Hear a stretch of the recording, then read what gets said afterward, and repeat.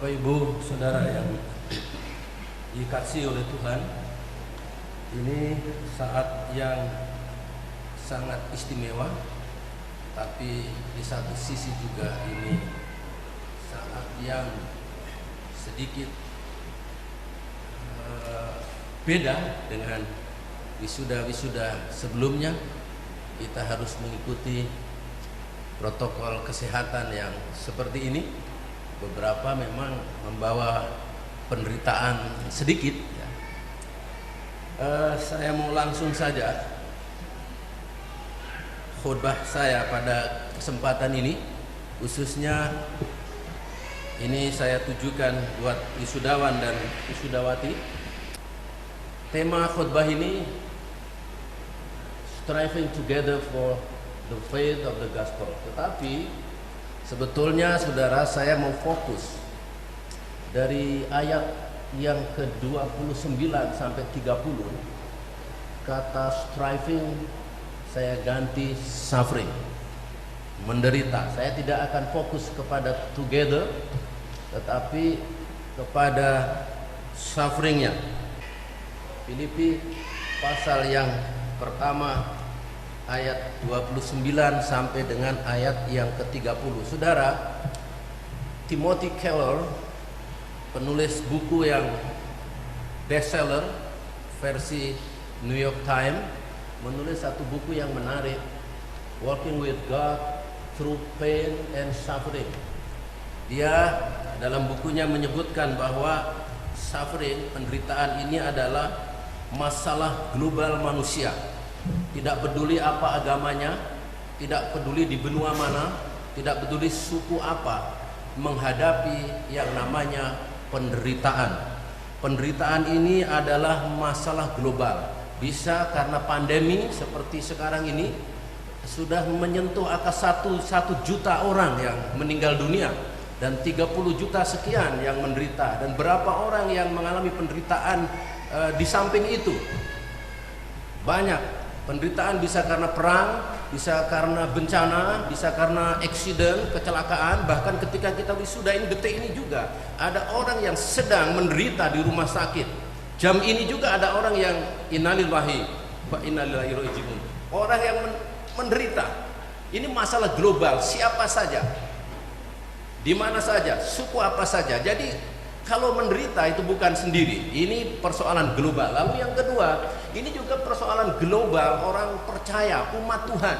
Kalau kita lihat dari perjanjian lama, Ayub mengalami penderitaan, nabi-nabi mengalami penderitaan, para rasul mengalami penderitaan, bapak-bapak gereja, dan juga pada zaman reformasi banyak orang-orang tokoh-tokoh yang mengalami penderitaan. Saat ini juga ada ini di majalah Mission Frontier menyebutkan bahwa ratusan orang juga yang setiap bulan harus menyerahkan hidupnya, menderita, martir oleh karena imannya kepada Yesus Kristus. Jadi ini the problem of God's people. Semua orang percaya mengalami ini.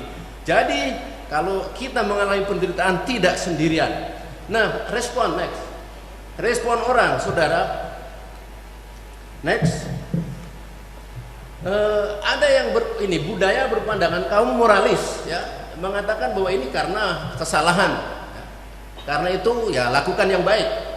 Sedangkan kemudian kaum sekuler mengatakan bahwa ini karena kecelakaan, penderitaan itu. Karena itu perlu belajar teknik, skill ya. Terus kemudian resolusinya ialah ya ciptakan better society. Itu menurut kelompok sekuler. Lalu pandangan teolog bagaimana? Kita terpecah menjadi dua sepertinya. Di satu sisi yang menekankan mengenai ekstrim ke prosperity, itu seperti mau tutup mata menolak adanya penderitaan. Tapi di satu sisi ekstrim suffering teologi yang kita pernah kenal itu.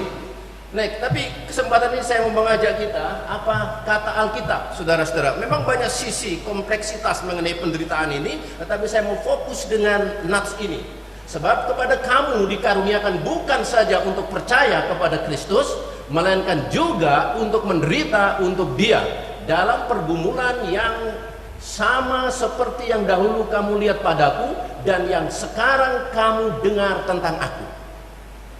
Striving, berjuang, walaupun di dalam penderitaan, Dan dalam bagian ini saya melihat ada nilai dari penderitaan itu, the value of suffering.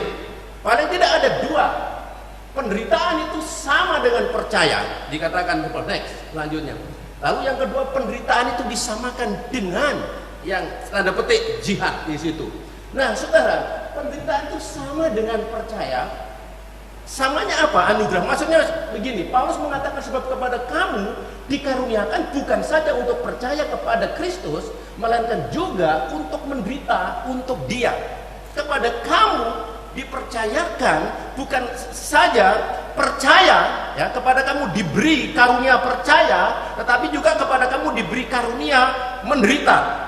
Jadi karunia menderita sama dengan karunia percaya. Jadi menderita disejajarkan dengan percaya, percaya disejajarkan dengan menderita. Lalu apa yang terkandung di dalam percaya? Paulus menulis yang terkandung di dalam percaya dalam konteks ini, keselamatan, hidup kekal di dalam Yesus Kristus. Kamu dahulu gelap, sekarang terang. Kamu dahulu menuju ke neraka, sekarang kamu memiliki surga. Kamu dulu anak buangan, kamu dulu jauh, sekarang dekat. Dan yang terkandung di dalam percaya itu juga adalah Tuhan telah mengaruniakan segala berkat rohani di dalam surga. Yang terkandung di dalam percaya ini juga adalah kamu adalah ahli waris, kamu adalah kepunyaan Tuhan. Dan inilah yang terkandung di dalam percaya. Kepada kamu dikaruniakan. Nah, saudara tahu kata karunia itu dari charis. Itu jika menyangkut keselamatan itu anugerah. Itu adalah cuma-cuma pemberian. Kamu diselamatkan oleh iman, itu bukan hasil usahamu tapi pemberian Allah. Jadi inilah yang terkandung di balik kata percaya. Kepada kamu dikaruniakan bukan hanya untuk percaya ini, tetapi juga untuk menderita. Jadi menderita disejajarkan dengan percaya. Nah, apa yang terkandung dalam menderita kok bisa sejajar dengan percaya? Nah, saudara-saudara, mengapa sama? Nah, Roma menulis begini, saya mau baca untuk saudara. Dan jika kita adalah anak, maka kita juga adalah ahli waris. Maksudnya orang-orang yang berhak menerima janji-janji Allah, yang akan menerimanya bersama-sama dengan Kristus, yaitu jika kita menderita,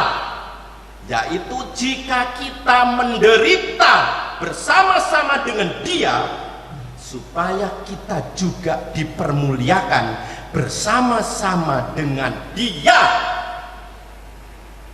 Jadi yang ada di balik menderita adalah dipermuliakan bersama-sama dengan Dia. Nah, 1 Petrus menulis begini, saudara-saudara yang kekasih, ya, janganlah kamu heran akan nyala api siksaan yang datang kepadamu sebagai ujian, seolah-olah ada sesuatu yang luar biasa terjadi atas kamu. Sebaliknya bersukacitalah sesuai dengan bagian yang kamu dapat dalam penderitaan Kristus, supaya kamu juga boleh bergembira dan bersukacita pada waktu Ia menyatakan kemuliaannya. Berbahagialah kamu jika kamu dinista karena nama Kristus, sebab roh kemuliaan yaitu roh Allah ada padamu. Janganlah ada di antara kamu yang harus menderita sebagai pembunuh atau pencuri atau penjahat atau pengacau. Tetapi jika ia menderita sebagai orang Kristen, maka janganlah ia malu, melainkan hendaklah ia memuliakan Allah dalam nama Kristus Yesus. Itu ada nilai dalam penderitaan. Sama persis nilainya dengan dalam percaya. Dalam percaya ada kemuliaan, ada keselamatan, ada kebahagiaan, ada berkat. Dan demikian pula dibalik penderitaan itu. Saudara, surat Filipi ditulis oleh Paulus dari dalam penjara. Orang Filipi menghadapi persoalan yang sangat serius, membuat mereka prihatin. Paling tidak kalau saudara baca dalam pasal 1 sampai pasal 4, di situ Epaphroditus sakit nyaris mati, padahal dia yang dikirim untuk menolong Paulus. Di situ juga ada guru-guru palsu yang Paulus sebut sebagai anjing-anjing. Ada guru-guru yang sesat di situ. Dan di situ juga nampaknya ada pertengkaran karena Paulus menasihati Sintike, menasihati supaya sehati sepikir. Jadi ada problema di situ. Dan di situ ada persoalan juga gembala sidangnya namanya Paulus di penjara di Roma. Jadi semua persoalan demi persoalan membuat orang Filipi prihatin. Dan itu sebabnya Paulus menulis surat ini kepada kamu, diberikan karunia bukan hanya percaya, tetapi juga untuk menderita. Dan responnya apa? bersukacitalah. Enjoy in the Lord. Berbahagialah jika engkau menderita. Saudara, surat Filipi ada 16 kata bersukacita di situ. Ada yang mengatakan surat Filipi itu seperti mutiara di tengah-tengah onggokan kaca. Ada yang mengatakan surat Filipi itu begitu indahnya, seperti bintang di langit, di tengah-tengah langit yang gelap gulita. Ada cerah di tengah-tengah penderitaan itu. Bergembiralah, bersukacitalah.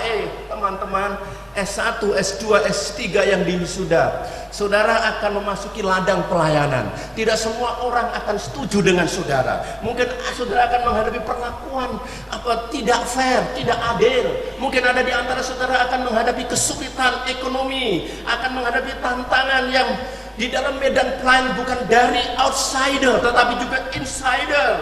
Dalam leadership saudara tidak semua berjalan running well, tidak.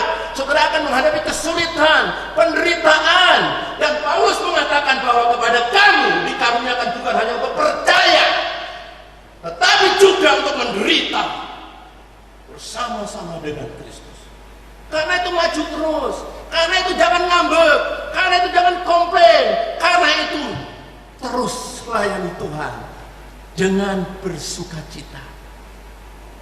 Karena karunia percaya, grace charis, itu sejajar dengan penderitaan. Lalu yang kedua, next, penderitaan itu sejajar dengan jihad. Maaf saya pakai istilah itu, saudara. Dalam pergumulan yang sama seperti dahulu kamu lihat padaku dan yang sekarang kamu dengar tentang aku. Dalam pergumulan, kata pergumulan dari kata agona, agonismenos. Nah, kata ini dalam Alkitab kita bahasa Arab diterjemahkan jihad dalam bahasa Arab. Nah, saudara-saudara, ini berarti bahwa penderitaan itu disamakan dengan pergumulan. Penderitaan itu dalam pergumulan, dalam penderitaan. Jadi penderitaan itu disamakan dengan pergumulan, penderitaan itu disamakan dengan jihad. Ini sama apanya? Panggilannya. Kalau yang pertama bahwa penderitaan itu mirip, sejajar dengan percaya. Apa yang sejajar? Sama-sama kasih karunia, sama-sama grace. Tapi di sini penderitaan itu disamakan dengan pergumulan, dengan jihad. Apa yang sama? Sama-sama ini panggilan. Ada jihad ya, dari saudara kita sering mengartikan itu perjuangan melawan hawa nafsu, keserakaan, ketamakan, emosi, ya, rakus, ya, tidak suka memberi egosentris, mau menang sendiri, sombong. Itu perlu jihad mengalahkan itu. Alkitab kita pakai istilah daging itu. Saudara-saudara, itu sama, itu mirip ya istilah jihad itu. Tetapi ada juga yang istilah yang satu, jihad fisabilillah, itu terkait dengan perang. Tapi banyak yang mengartikan ini juga perang dalam arti yang lembut, perang dalam arti yang kasih. Saudara, tapi intinya baik apakah istilah jihad ini agona maupun jihad fisabilillah, semua punya pengertian. Pokoknya ini perjuangan, pokoknya ini pergumulan, pokoknya ini pengorbanan. Istilah Alkitab yang dekat dengan kita ialah martir.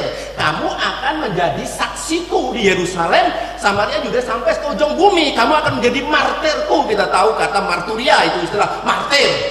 Itu sejajar, dan Alkitab juga barangkali yang mirip dengan itu seperti disimbolkan oleh Tuhan Yesus, yaitu kasihlah Tuhan Allahmu dengan segenap hatimu, dengan segenap kekuatanmu, dengan segenap hatimu, dengan segenap akal budimu.